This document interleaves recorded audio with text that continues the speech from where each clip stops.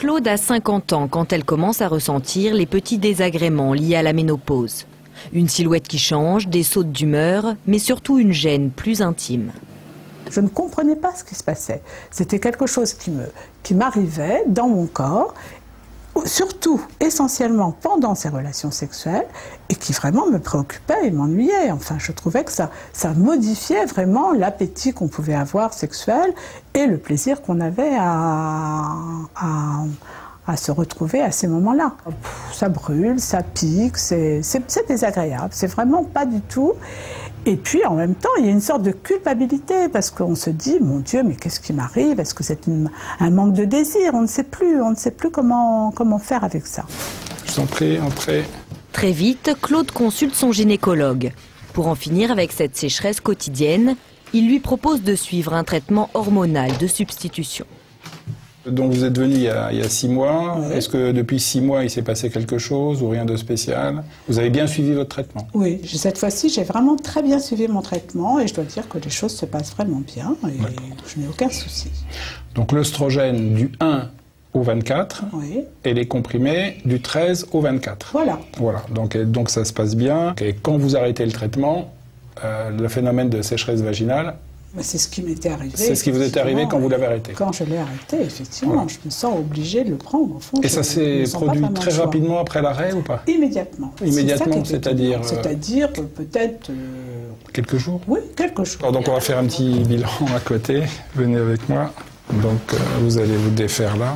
C'est l'examen gynécologique qui permet de faire le bilan sur le traitement, en vérifiant la perméabilité et la souplesse du vagin. On voit la différence entre les personnes qui suivent un traitement hormonal substitutif ou qui suivent correctement un traitement local et celles qui ont laissé s'installer une sécheresse où quelquefois l'examen est plus difficile et même un petit peu plus pénible. Donc on le voit de façon objective, le gynécologue le voit de façon objective.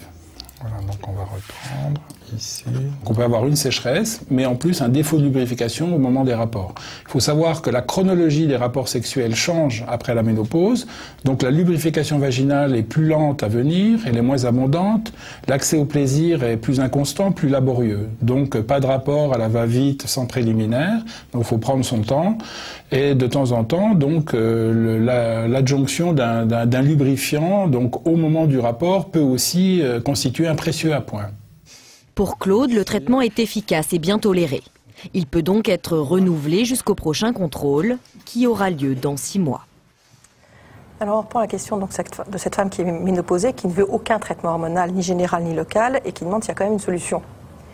C'est évident que le traitement hormonal est quand même ce qui fonctionne le mieux, puisque c'est dû, cette sécheresse est la plupart du temps due à l'arrêt des oestrogènes, de l'arrêt des sécrétions des oestrogènes.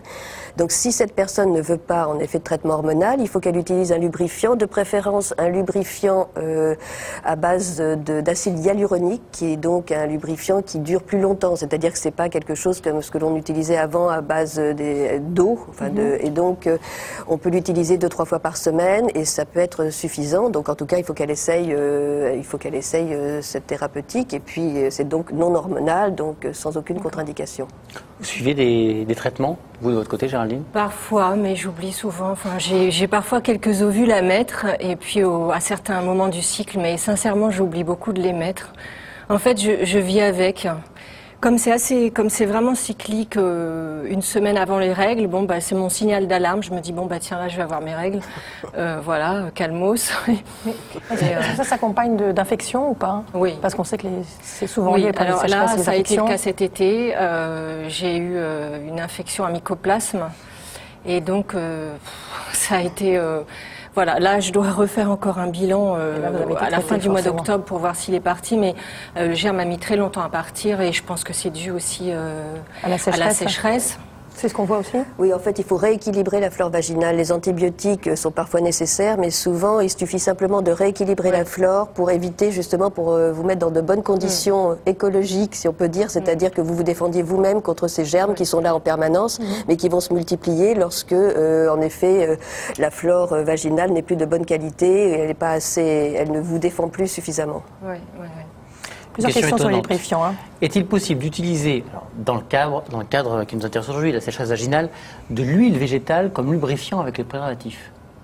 je pense que c'est tout à fait contre-indiqué. Je pense que l'huile va atteindre l'efficacité du préservatif et je crains qu'il se dissolve. Mais c'est peut-être une erreur, mais moi, en tout cas, je n'essaierai pas puisqu'on utilisait uniquement des lubrifiants qui sont prévus pour. Donc, non, je ne m'amuserai pas à ça. Ne pas innover dans ce domaine. Non. Est-ce que les lubrifiants vaginaux, donc qu'on trouve en pharmacie, sont totalement inoffensifs? Notamment, est-ce qu'ils peuvent provoquer éventuellement des allergies? À partir du moment où il y a des parfums, à partir du moment où il y a toujours une possibilité d'allergie. Il n'y a aucun produit qui soit complètement sans risque. Maintenant, ils sont la plupart du temps très neutres et donc c'est très rare qu'il y ait des allergies. Il faut utiliser en effet des produits de bonne qualité qu'on achète en pharmacie avec une norme qui permette de savoir ce qu'il y a à l'intérieur, vérifier les étiquettes, vérifier ce qu'il n'y ait pas de parfum, de colorant, etc. Et puis il y en a quand même beaucoup, donc éventuellement s'il y en a un qui ne va pas, on peut essayer autre chose. En fait, le moins il y a de parfum, le mieux c'est, sincèrement. Il faut écouter. En plus, en cas de sécheresse vaginale, le vagin est encore plus irrité. Donc, il faut écouter ce que le corps nous dit, en fait, au niveau de la toilette et tout. Alors on va revenir justement sur des conseils très pratiques avec une question. Juste avant, un petit reportage sur justement ces crèmes, gel, lubrifiants, ovules. Pour traiter une sécheresse vaginale, les solutions existent, quel que soit l'âge et les symptômes. Petit rappel avec Oriane Baudin et Nora Fladlaoui dans une pharmacie justement. Pour s'y retrouver parmi la multitude de produits censés traiter la sécheresse vaginale, il faut d'abord bien identifier ses besoins, par exemple en cas de sécheresse ponctuelle. On a les lubrifiants qui se présentent donc soit en tube, plutôt sous forme de gel, ou un peu plus fluide. Donc voilà, la première texture qui est vraiment comme un gel, un petit peu visqueuse. Donc celui-ci un petit peu liquide. Donc là, ça reproduit en fait les sécrétions naturelles de la femme. Utilisés juste avant le rapport, ces produits comblent le manque de lubrification. Ils n'ont pas de pouvoir traitant. Cet applicateur unidose, lui, va avoir une action plus longue durée. Il s'utilise tous les 3 jours par voie intravaginale. Le produit adhère à la muqueuse vaginale et permet de libérer de l'eau en continu au niveau des cellules pendant 3 jours. Après les gels, il existe aussi la solution des crèmes. En application externe sur les muqueuses, pour hydrater, pour le confort, s'il y a des petites irritations, et là c'est calmant. Donc à utiliser quotidiennement après la toilette. Dans ces crèmes, des extraits de bardane et de calendula aux pouvoirs hydratants. Hydratation que l'on retrouve dans ces ovules. Ça semble un peu compliqué, mais c'est un ovule qu'on détache, qu'on humidifie un petit peu. Et ensuite, c'est à insérer dans le vagin le soir, par exemple, au coucher. Autre forme, autre propriété, ces ovules-là ont pour but de réparer la muqueuse et de préserver le pH. Enfin, dernière catégorie, les gélules à consommer par voie orale. Elles apportent les substances qui manquent à l'organisme et sont le plus souvent utilisées en cure, un argument qui séduit les plus âgés. Les femmes qui sont ménopausées ont très souvent des problèmes de sécheresse vaginale.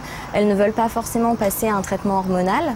Mais du coup, elles peuvent prendre ces capsules tous les jours et avoir une action de fond et ne plus avoir à s'en préoccuper en fait au quotidien. Mais si les femmes ménopausées ont choisi le traitement hormonal substitutif, les solutions là encore sont multiples. Donc en comprimé, assez simplement comme on a l'habitude pour les médicaments. Après quelque chose d'un peu plus inhabituel, là c'est donc des dérivés d'œstrogène sous forme de gel cutané. Donc c'est un gel qu'on va appliquer sur la peau, sur une zone assez grande, par exemple sur la cuisse. Là, bien distingué des gels à application cutanée, on a une crème donc en voie vaginale à appliquer au niveau des muqueuses ou alors des capsules. On peut également avoir les œstrogènes sous forme de dispositif transdermique. Donc c'est comme un patch, on le colle sur le bras, on le garde 1 semaine, on change et donc il nous faut 4 patchs pour le traitement mensuel. Soumis à prescription ou vendus librement, tous ces médicaments offrent aux femmes une solution au problème de sécheresse vaginale. Associés à une bonne hygiène intime, ils ont plus de chances d'être efficaces.